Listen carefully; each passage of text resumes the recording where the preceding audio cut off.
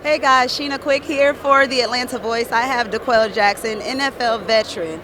How has this experience been for you today? I know you've been making your rounds with Radio Row this week. Yeah. How's it been?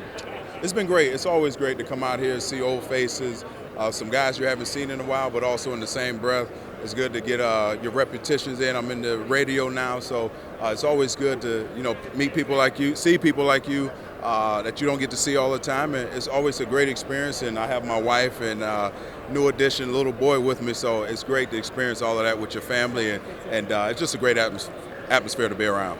Now you're in an interesting position, having been a player. Now you're a part of the media. Yeah. So with some of the, I guess, controversy that's been going on with the league this week, most recently the NFC Championship game, how hard is that for you to separate your experience as a player with your media persona, or is there a separation? I think it helps. I think it helps from my internal knowledge of the game and what happens, and to be able to apply that to what I do, when I'm on radio. So to be able to articulate what's actually happening in the split time and to carry that over to the fans and make it as simple as possible, I think that's where that niche and that balance comes into play. And the call that happened, the non-call that happened, it's unfortunate that the Saints have to go through it. It's 2 years in a row they finished their season on two crazy plays that you could say could have gone either way. So that's the game that you play. The ball can bounce either way. So, but you have to give credit to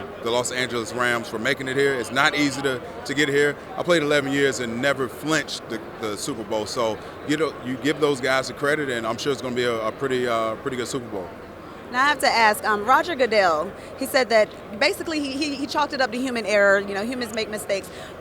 Is there a way to bridge the gap so that, I guess this was a little bit difficult because it was a non-call. It wasn't an incorrect call. It was a complete non-call. What is, I guess, one of the solutions that you think may work or may help to curb some of those instances? I think, in my opinion, a lot of people think I'm crazy because I'm a former player, because I knew what it takes to play this game. And when you play at full speed, things happen. No player is trying to intentionally hurt anyone. So when these fines happen, I say penalize the refs for non-calls, bad calls, because when they throw the flag, the players can expect a FedEx package the next week and a ton of money out of your bank account. And it affects your family. So I think there should be some bridge the gap between the two. Now, when they throw the flag, I'm pretty sure they're going to defend it to the wit's end. So I think implementing some program like that, and also having these plays be reviewable to a certain degree. Right. Is it a long shot? Yes, but we want to get it right at the end of the day. You want the right team playing in this game for the right reason. So the NFL has a long way to go. Roger Goodell, at his press conference, he didn't answer. He wasn't matter of fact with a lot of questions. Or non-answers. Yeah, he sidestepped a lot of questions, and I expect that, but I'm pretty sure there's going to be a ton of discussion this offseason about how to improve the game in that regard. Now, I remember DeQuell from your days in Cleveland, so I have to ask you, what do you think about the resurgence of that franchise and what Baker Mayfield, Jarvis Landry, what all of those guys are doing down in Cleveland? I think John Dorsey has done a great job of bringing in talent. I think what Baker Mayfield, I was one of those skeptics that didn't think he was the right person for that to deal with Cleveland. Because it's a lot. Cleveland is a lot. You're asking a rookie to come in and literally revive a franchise that, you guys had a lot of star power.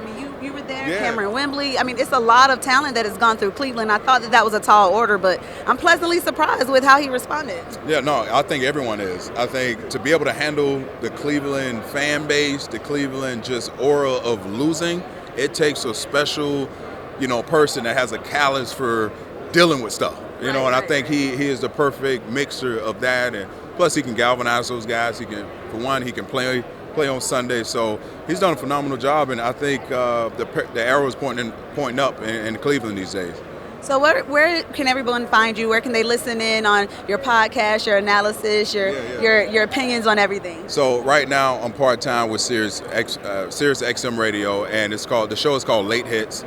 Right now, yeah, it is. It's in a tricky time. So throughout the season, it was on Saturdays from 5 to 8. So it's that niche time where it's dinner time, but whoever's listening, it's those hardcore fans, and answering the questions like you asked me, we go all in. Like, I'm not afraid to talk about anything. But as far as Twitter, you can catch me DQ52, and on Instagram it's just at DeQuell Jackson. So that's where you can find me. Well, thank you so much, guys. You heard where to find him if you want some deep knowledge, because this is from someone who played the game and played the game very well at a very high level for a very long time. Make sure you guys are following and listening to DeQuell Jackson. I'm Sheena Quick with Atlanta Voice.